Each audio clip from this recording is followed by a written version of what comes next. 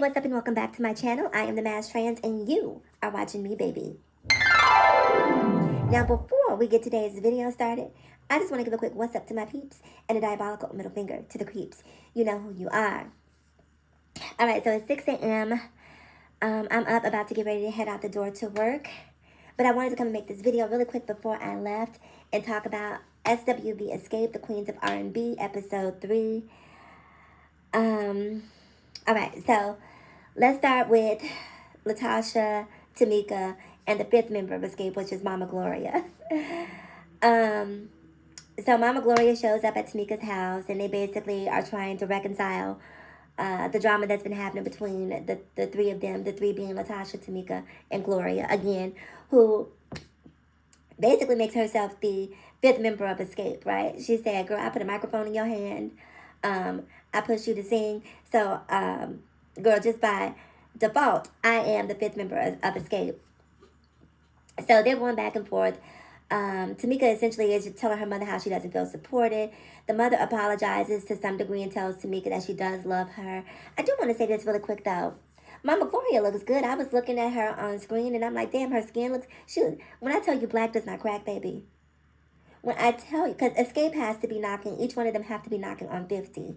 And Mama Gloria, if you look at her skin, she looks so... Mama Gloria looked really good. That's just my thing. I thought she looked really good. So anyway, they're going back and forth. And I don't think that anything was honestly resolved, right?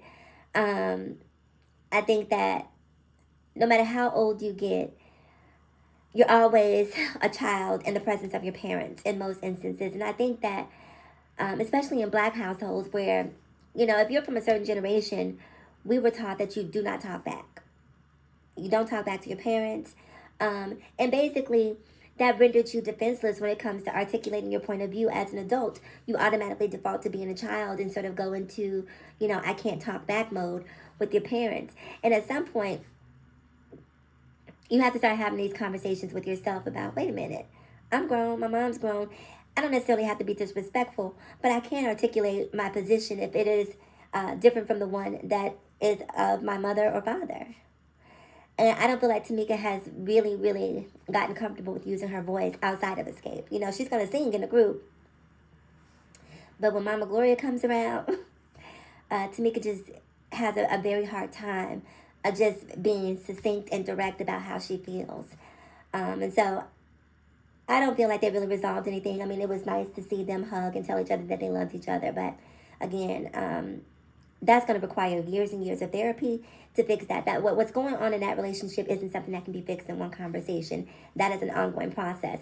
And the mother strikes me as one of those old school, down south, you know, Bible thumping mothers who, you know, everything is going to be put in the hands of Jesus. Everything is going to be put in the hands of God, and doesn't necessarily subscribe to, you know, therapy, counseling, and sort of that thing. So all I can say is good luck. And I also say this, any relationship, I'm going to say it again, any, that's A-N-Y, any relationship that does not serve you, that does not uplift you, that does not encourage you, that makes you feel less about yourself, is a relationship that you need to reevaluate. And I don't care if it's mother, father, brother, sister. I know we all hear, but that's still your mother, but that's still your mother. Mothers also have to hear, but that's still your child. That's still your child, right? And being a parent doesn't automatically give you a green light to disrespect or invalidate the opinions of of your child just because you gave birth to them. Because you gave birth to them wanting them to be resolute in who they are as a human being, being able to speak up for themselves. Like, I don't think that, again, being a parent gives you the right to just sort of quell the opinion of your child, especially when they're an adult. So anyway, so that was that. We also see a scene where Coco hangs out with her friends. Not a whole lot there. It was a cute moment. Nice to see Coco out and about and, you know, see some of her inner circle. We also get to see Coco and J. Michael, which is her son, who has a YouTube channel that I do watch and support. He comes and tells his mother that he doesn't want to be a dentist anymore. And, of course, Coco is not too happy about it. And I'm on the fence about it, right? Because at the time of this film, and I believe he was 19 years old, and none of what I believed at 19, none of the choices and decisions I made at 19 would I make today. None of them. um, and so being 19 and feeling like you have the world figured out, um, is a tough place to be, right? Because you want to give him this, because what you don't want to do is to wind up being Mama Gloria, right? Like, you want to give your child enough room to explore things outside of the vision that you have for them and outside of the space that you want to see them in. But you also want to create a safety net where if they decide to explore those things, that they're able to rebound and understand that maybe your vision was the best vision, right? So anyway, J. Michael was in dentistry school or pre-med. I don't know exactly what was going on. And he decided that he wants to be a singer. He wants to be a full-time content creator and does not want to go to school. And I think that that's true of a lot of kids who are born in this internet day and age. And a lot of parents who sort of came at the beginning of the internet, who still have a lot of those old school ideologies, don't necessarily see the benefits or the possibilities of, being an influencer. And so J. Michael, who sort of has a built-in audience simply based off of who he is related to, sees an opportunity that maybe Coco doesn't necessarily see, or maybe she sees but doesn't necessarily see it as a long-term career, a viable career. And I would say that I agree with both of them, right? I think that so many of us get pushed into going to college, right? You got to go to college, you got to go to college, and you wind up accruing all of this debt for loans and spend a large portion of your adult life trying to pay that off. And even though J. Mike was in a different situation because Coco can finance his education, it's still a lot of money. And it's not something that he's genuinely passionate about. And I'd rather you not go through the motions of becoming a dentist and have me putting all this money and investing in it and then decide, oh, I ain't got no time for teeth. I ain't got no time to be looking at gingivitis and trying to cure halitosis all day long. It's just not my jam. So I'd rather you not go through that and go through your process, And so what you want to do, what I would probably do as a parent, is continue saving the money, putting the money aside for college, specifically for college. And if you decide at some point that you've made a mistake and this whole influencer thing isn't working out for you, we have the money set aside so that you're able to go back to school and pick up where you left off. So ultimately, they came to an agreement that he would take a year off to do the influencer and entertainer thing, and then they would revisit this whole dentistry thing in a year. So that was that. What else did we see? We also saw Latasha visiting Taj, I believe, in Nashville. They were at like the African American History Museum, and I believe they had some sort of R&B or black music exhibit. And SWV and Xscape were both a part of that. And Taj talked about how Destiny's Child used to basically stalk them, and I thought that was a really cute story. It's so interesting to know that at one point, Beyonce wasn't Beyonce. At one point, Beyonce was just a little girl from Houston, Texas, who had a dream and a vision, and she was out there hungry. You know what I mean? Chomping at the bit, making those connections, trying to meet the right people, trying to get in front of the right people to make that vision. When I say Beyonce, I mean the entire Destiny's Child. So I say Beyonce because obviously she is the most prolific of the group. But it's just interesting to hear Taj tell that story, which is a story that I had never heard before, that, they used to basically be mentors to Destiny's Child. So anyway, they meet up at the museum. Latasha finally tells Taj that, girl, I'm working on some stuff outside of Xscape. In fact, I have a deal. And Taj is obviously shocked about that. And fast forward to the next scene, we see Taj basically giving Kandi an update like, girl, Latasha is Latasha-ing. She has things going on. So Taj tells Kandi that Latasha has this whole deal going on, this gospel deal with Motown. And obviously Kandi goes back and tells Tiny. And anyway, so they all, let's talk about the nitty and the gritty, right? So they all meet up for a meeting. They all being SWV and Xscape, to talk about what this one night only event is going to be like. So everyone shows up. Everyone looks good. And they're having a conversation. and they ask everybody to put their hands in agreement that this night is going to happen, and everyone except Latasha. Before I talk about this night, there was another scene. There was a scene with Latasha in the studio. It sounded like she was making sort of an urban gospel record. It had a little, I was like, okay, it sounds cute. And her husband Rocky shows up and basically calls himself Ike and calls her Tina. And I'm like, in the court of public opinion, that probably is not the best analogy to use, because we saw you whisper in her ear and telling her what to say the other day. So it's definitely giving Ike and Tina vibes. And so for you to say that out loud, even though you may have been saying that in jest, sometimes there is truth in jest. And so I was just listening to him say that, like, read the room, boo. Read the room, because in my opinion, that was tone deaf and not something that he should have said. But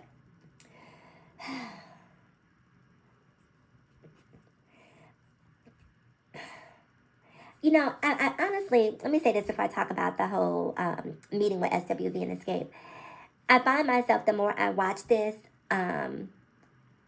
being less angry at Latasha and feeling more empathy and compassion for her. I remember, if you're old enough to remember Xscape, you remember at one point in time, was it Biggie Smalls? I believe it was the Notorious B.I.G., who basically said he would rather sleep with RuPaul than the members of Xscape.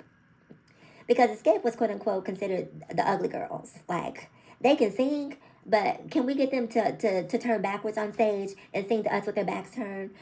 Because them looking at, usually a back turned is disrespectful, but them looking at us and forcing us to look at them is actually disrespectful. Like, they were not considered to be pretty girls, which is why you see, in my opinion, so many of them have had these body modifications and really take pride in their appearance, because they were, the industry, the world was not kind to Xscape. Not kind. And in particular, Latasha was the fat one. She was the least attractive of the already unattractive. Can you imagine what that feels like? And so I know that they had to play with her self-esteem for many, many years. And very often when you are a woman who has been deemed unattractive, and you have a man who comes into your life and tells you you're beautiful or makes you feel beautiful, then you can easily fall into you can easily fall under his spell, right? And so I feel like that's what happened with Latasha, and that she needs to find her voice, right? Metaphorically speaking, she needs to find her voice, and she just needs to find her voice. So anyway, all the girls show up at this meeting. SWV, Xscape, and the managers of SWV are in the building because they are helping to coordinate and put this tour together, right? And all the girls put their hands in. Again, Latasha was the only one who didn't put her hand in. I'm just exhausted with her at this point, girl. Like, at this point, either piss or get out the pot. Are you in or are you out? But this sort of, ambiguity, that thing that you're doing about, whether or not you're in the group, girl, it's getting old. So eventually, Taj sort of coaxes Latasha into putting her hand in. And so it looks like for at least a moment, we have a commitment from all parties involved. And it was like, okay, wow, maybe this is going to happen. So as they're discussing the tour, Kandi chimes in and basically says, hey, just so you know, we've been headlining our own tours. And so if we're going to do this, we need to get top billing. And when I tell you Coco was not here for it,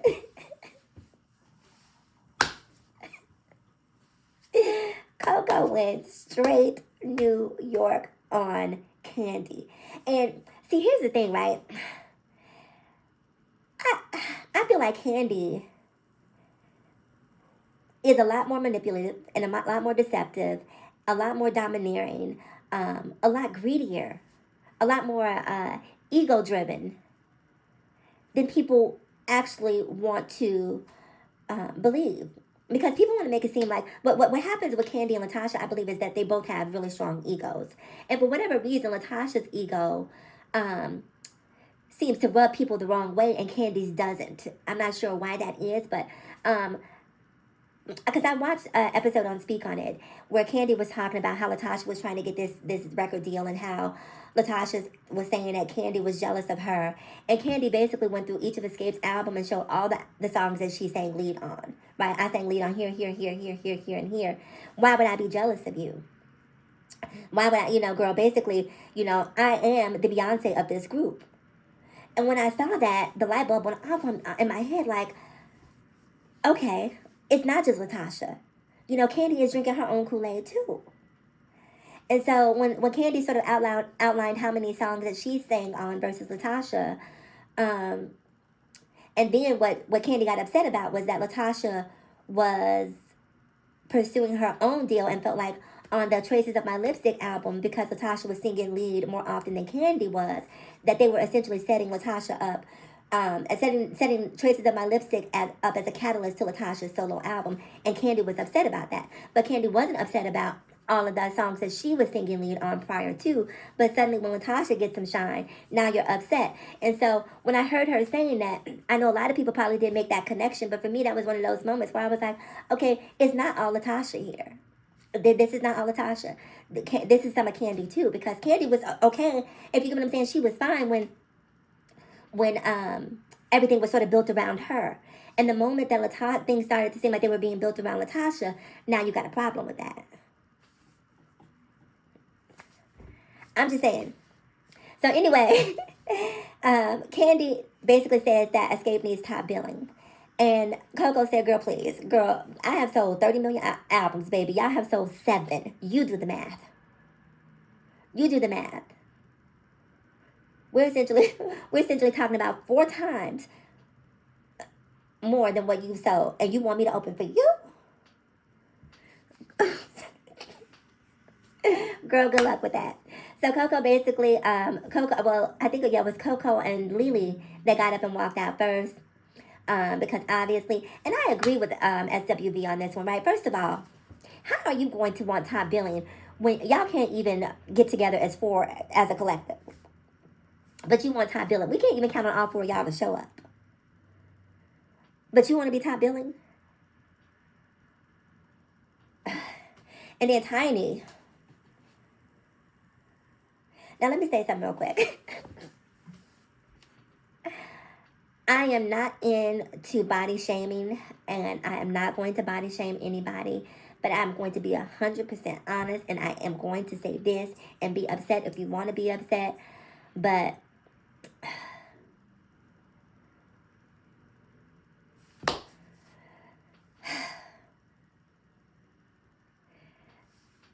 the T in Tiny stands for too much. Let me just put it to you that way. And this is not a personal attack on Tiny, because actually her personality and my 4 favorite people on the show are all 3 members of Xscape, and probably Tiny and Tamika, right? Latasha and Kandi both are just, I don't know. But anyways, I really like Tiny's personality. I really think that Tiny's a sweet person. I really think that she's a genuine energy. I just feel like it's a lot. It's a lot. And it's hard sometimes when she's in a scene to not be distracted and not have your eye go directly to certain places, because it's just like, what is that I'm seeing? And again, I'm not trying to read, because if I wanted to, I could, but that's, what's the point? I'm not here to make anyone feel bad about themselves, but I'm just saying, it just seems, I'm gonna leave it alone. I'm gonna leave it alone. If you watch the show, if you've seen Tiny, then you understand what I'm saying. So anyway, so Kandi talks about how they want top billing. Lily and Coco walk out. Coco says, BITCH, I have sold $30 million. I'm not gonna be an open act. Ultimately, Taj follows suit and she walks out, and the girls of Xscape are essentially left there in a mess that they've created. And you realize, and here's the thing, SWV is not asking for top billing. They're asking to be co-headliners, which I think is more than reasonable. It is the audacity, for me, of Xscape to come in and be like, we want top billing. And see, one of the things that Tiny says, she in a confessional, she says, yes, SWV has clearly sold more records than us. That's not up for debate. But we have the fan base. We are the fan favorites because we've been on multiple shows. Kandi and I, the girls know who we are, and so we want top billing on this show. And see, this is how you go from being fan favorite to not being fan favorite, right? Because nobody likes a bully, right? And what's happening is people are watching this show and falling in love with SWV, falling in love with Taj, falling in love with Lily, falling in love with Coco, and looking at Xscape and realizing this is a train wreck. This is a bunch of mess. So while you may be fan favorites and may have a built-in audience right now, you don't realize that some of that adulation is dwindling because people are watching the way that you're treating Xscape.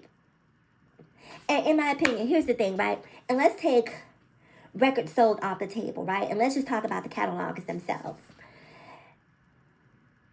SWV for me is Xscape is sort of a wind down, right? When I listen to Xscape when I want to, set the mood. I listen to Xscape when, I might be going through some challenges in a relationship, or I might be excited about a new relationship.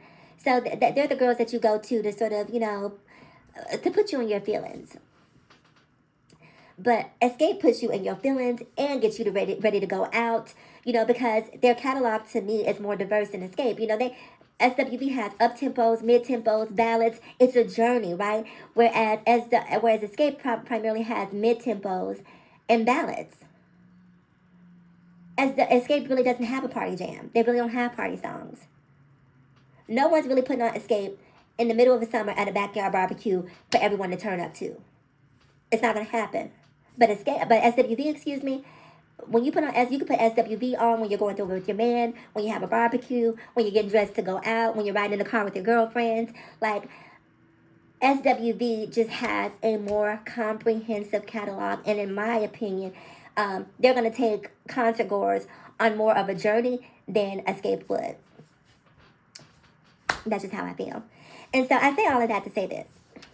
In my opinion, it should be co-headlining. But if somebody has to be the headliner, it should definitely be SWV. First of all, we know they're going to show up. Secondly, they have the better catalog. And thirdly, just simply as a matter of respect, these girls are the elder stateswomen in this situation. So respect and I think, was it Coco or Taj? One of them basically said, look, girl, without SWV, there would be no Xscape. And facts are facts.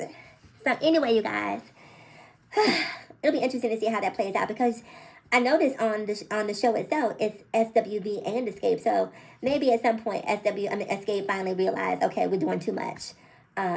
Let's go ahead and let SWV.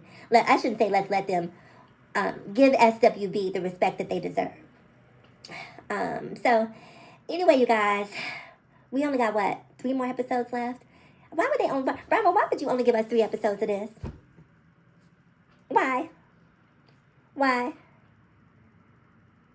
Because I need more. Why would you only give us 3 episodes of this? I don't understand why they only gave us 3 episodes. Because let me tell you something. Mama Gloria and the Scott sisters can be a reality show unto themselves.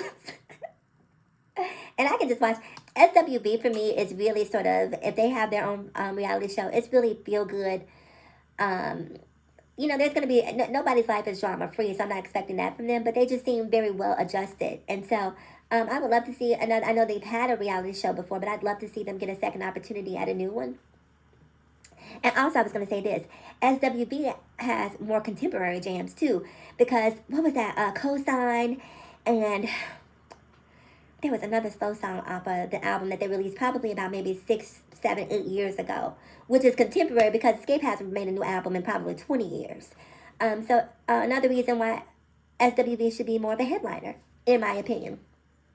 So, anyway, you guys, comment below. I'm curious to know what you have to think. I'm curious to know what you think. About who should be headlining the show, what you think about, who's the bigger villain, Latasha or Kandi? Who? Because I'm sick of y'all giving Kandi a pass and trying to let Latasha have it, because I'm starting to see that Latasha may be a problem, but she's not the only problem. Anyway, you guys, that is it for today's video. So please do me a huge favor. Like, comment, subscribe, and share. And as always, in closing, ask yourself this one poignant question. Why be bitter when we can be better? So let's be better together. I'm the Master Trans, and I'll talk to you guys again in my next video. Bye-bye.